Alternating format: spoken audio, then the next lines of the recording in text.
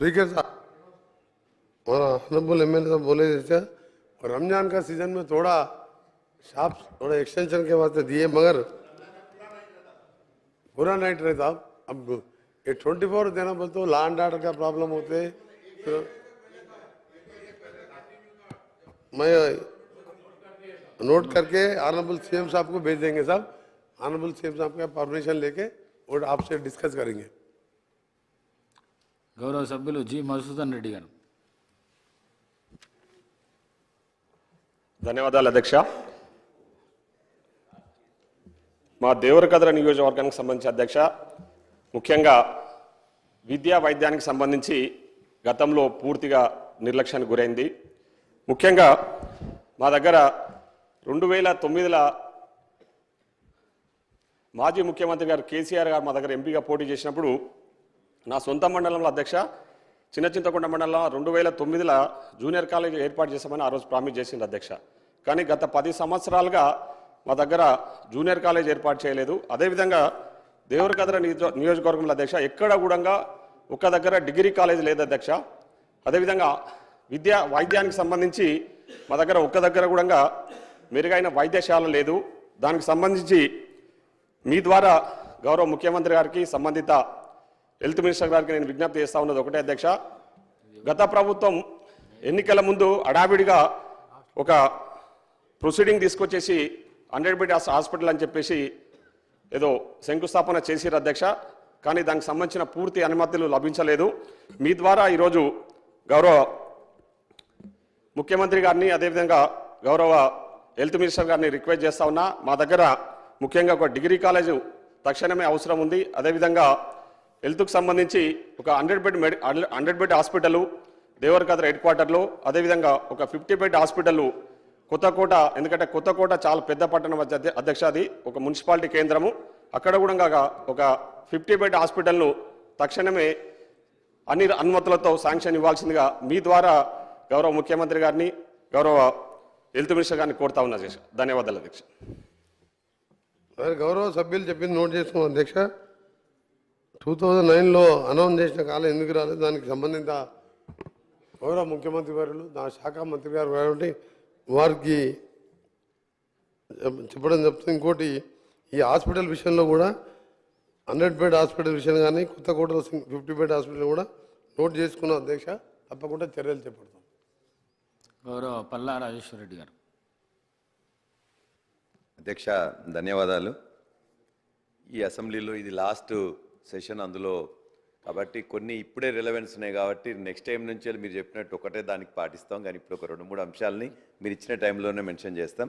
ఒకటి Cheriyal revenue division requirement గురించి అప్పుడు ఆదరా బాదరాగా ఒక్కొక్క దాన్ని ఒక్కొక్క దగ్గర కలిపింది అధ్యక్ష. అక్కడ 5 యూనిట్లు ఉన్నాయి రెవెన్యూ యూనిట్లు. ఒకటి చేర్యాల మున్సిపాలిటీ, చేర్యాల మండలం రూరల్ మండలం, కొమరవెల్లి మండలం, దూల్మిట్ట మండలం, అదేవిధంగా మద్దూరు. ఈ 5 యూనిట్ల కలిపి 1,00,000 జనాభా, 1,00,000 ఓట్లు ఉంటాయి, 2.5 లక్షల జనాభా ఉంటుంది అధ్యక్ష. అయితే ఆనాడు ఒకప్పుడు చేర్యాల నియోజకవర్గ కేంద్రంగా వెలసిల్లింది, మంచి సెంటర్గా ఉండేది. కోమటిరెడ్డి వెంకటరెడ్డి గౌరవ మంత్రి గారు కూడా ఈ అంశంలో ఇంతకుముందు అఖిలపక్షం అందరూ కోరినట్టే వారు కూడా కోరినరు. వారు మంత్రిగా అయిన తర్వాత కూడా వారికి నేను రిక్వెస్ట్ చేస్తున్నాను. ఎందుకంటే ఇది ఒక్కొక్కరు ఒక్కో దగ్గరికి వెళ్తున్నారు అధ్యక్ష. రెవెన్యూ మన నియోజకవర్గ సంబంధించిన సమస్యలు ఉన్నట్లయితేనేమో జనగామకు రావాల్సి వస్తుంది, రెవెన్యూ సంబంధించిన సమస్యలకు సిద్దిపేట పోవాల్సి వస్తుంది, వ్యవసాయ సంబంధించిన సమస్యలకు గజ్వేల్ డివిజన్కి పోవాల్సి వస్తుంది, పోలీస్ కానీ లేకపోతే ఎలక్ట్రిసిటీ సంబంధించిన సమస్యలకు ఉన్నట్లయితే హుస్నాబాద్ పోవాల్సి వస్తుంది. మాకు అంటే ఒక్కొక్క దానికి ఒక్కొక్కటి ఆనాడు ఆదరాబాదరగా చేసింది కాబట్టి దీన్ని చేర్యాల రెవెన్యూ డివిజన్ ఏర్పాటు కావాలి. చేర్యాలలోనే దానికి కావాల్సిన ఇంటిగ్రేటెడ్ ఆఫీస్ కాంప్లెక్స్ కూడా ఉంది అధ్యక్ష. కాబట్టి మనం కొద్దిమంది ఎంప్లాయీస్ని ఇచ్చినట్లయితే వీళ్ళందరూ కూడా అన్ని పనులు కూడా ఇక్కడే చేసుకుంటానికి ఆస్కారం ఉంటుంది. కాబట్టి గౌరవ మంత్రివర్యులకు బాగా తెలుసు, వారు కూడా డిమాండ్ చేసి ఉన్నారు. కాబట్టి మీ ద్వారా వారికి కూడా లెటర్, అదే ముఖ్యమంత్రి గారికి కూడా లెటర్ పంపిస్తాం. దయచేసి దీన్ని ఇమ్మీడియట్గా దీన్ని చేసినట్లయితే ఆ ప్రాంత ప్రజలు ఎప్పుడు కూడా అంటే ఇవన్నిట్లో కూడా ఇబ్బందులు కలగకుండా ఉంటాయని చెప్పేసి మీ ద్వారా ప్రభుత్వానికి మంత్రులకు విజ్ఞప్తి చేస్తున్నాం అధ్యక్ష. రెండో అంశం అధ్యక్ష, జనగామ హెడ్ క్వార్టర్స్లో మనకు హాస్పిటల్ కొద్దిగా అప్గ్రేడ్ అయింది, 300 బెడ్డెడ్గా. 2 చోట్ల ఉండడం జరుగుతుంది. హాస్పిటల్ మెడికల్ కాలేజ్ కూడా వచ్చింది. కానీ సిటీ స్కాన్ అనేది ఎప్పుడో ఉన్నది అధ్యక్ష. దాన్ని ఖరాబ్ అయితే రిపేర్ చేద్దామని చెప్పేసి ఎన్ని ప్రయత్నాలు చేసినా అది కావట్లే. దాన్ని డిస్పోజ్ చేయాలంటే కూడా పెద్ద ప్రాసెస్ అధ్యక్ష. రేడియో యాక్టివ్ మెటీరియల్ ఉపయోగిస్తారు కాబట్టి దాన్ని డిస్మాంటిల్ చేయడానికి యాక్చువల్గా అది బాగా కావట్లేదు. కాబట్టి కొత్త తప్పనిసరి కావాలి. లేకపోతే ఇటు హైదరాబాద్ గాంధీ కానీ ఉస్మానియా రావాల్సి వస్తుంది, లేకపోతే ఎంజిఎం హైదరాబాద్ వరంగల్ పోవాల్సి వస్తుంది. సెకండ్ ఇయర్ కూడా మనం ఇవాళ మెడికల్ కాలేజ్ వస్తుంది. కాబట్టి ఈ లోపల ఇమ్మీడియట్గా ఎంఆర్ఐ కావాలి, సిటీ స్కాన్ కావాలి, మిగతా అన్ని కావాలి. దానికి సంబంధించిన డీటెయిల్స్ హ్యూమన్ రిసోర్సెస్ రిక్వైర్మెంట్ కూడా మీ ద్వారా హెల్త్ మినిస్టర్ గారికి ప్రభుత్వానికి కూడా పంపిస్తా. దాన్ని కూడా కొద్దిగా అయ్యేటట్లు చూడాల్సిందిగా విజ్ఞప్తి. 3వ అంశం అధ్యక్ష, మాకు ఇవాళ అనేక రిజర్వాయర్లు చేసుకున్న 80% నీళ్ళు వస్తున్నాయి. తపాస్పల్లి కానీ లేకపోతే అక్కడున్న లద్నూరు మిగతా రిజర్వాయర్లలో నీళ్లు నింపుకున్నట్లయితే ఆ కొన్ని నింపినాయి, కొన్ని నింపున్నా కూడా కాలువలకు నీళ్ళు రావట్లే. ఇప్పుడు ఎండిపోయే పరిస్థితి ఉన్నది.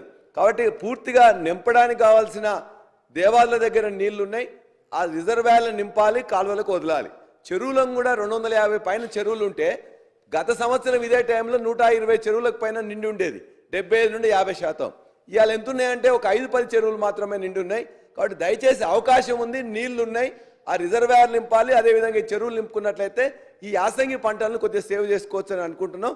లాస్ట్ అధ్యక్ష, ఇవాళ నేను రైతు బంధు సమితి అధ్యక్షునిగా ఉన్నా కాబట్టి రాష్ట్రంలో అనేక ప్రాంతాల్లో వేరుశెనగ రైతులకు కావలసిన ధర రావట్లే. దాని యొక్క మామూలుగా విత్తనాలకే 12,000 రూపాయలు క్వింటాల్కున్నది అధ్యక్ష. కాబట్టి దాన్ని అలా కొన్ని చోట్ల కొట్లాటలు కూడా అచ్చంపేటలో మీరు చూసినట్లయితే రైతులందరూ పోయి అక్కడ పోయి కూడా బయటకు పోయి కొట్లాట జరిగిన సందర్భం ఉన్నది. కాబట్టి విత్తనాలు పెరిగి ఇవాళ దాని యొక్క పంట ఖర్చు కూడా పెరిగిన సందర్భంగా ఇవాళ ఎంఎస్పి రేటు ఆనాడు నిర్ణయించింది ఉన్నది.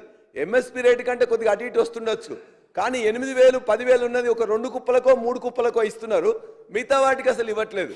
కాబట్టి ఒక నిగరాని ఖచ్చితంగా నిఘా దాని మీద ఉన్నట్లయితే ఆ రేట్ అనేది రైతులకు కష్టపడి పండించి విత్తనాలకు ఎక్కువ రేటు పెట్టి చేసిన వాళ్ళకి న్యాయం జరుగుతుంది. కాబట్టి దీని మీద కూడా సత్వర చర్య తీసుకోవాలని మీ ద్వారా ప్రభుత్వానికి వ్యవసాయ శాఖ మంత్రి కూడా కోరుతున్నాం. ఈ అవకాశం ఇచ్చినందుకు మీకు ధన్యవాదాలు తెలియజేస్తున్నాం. సెలవు.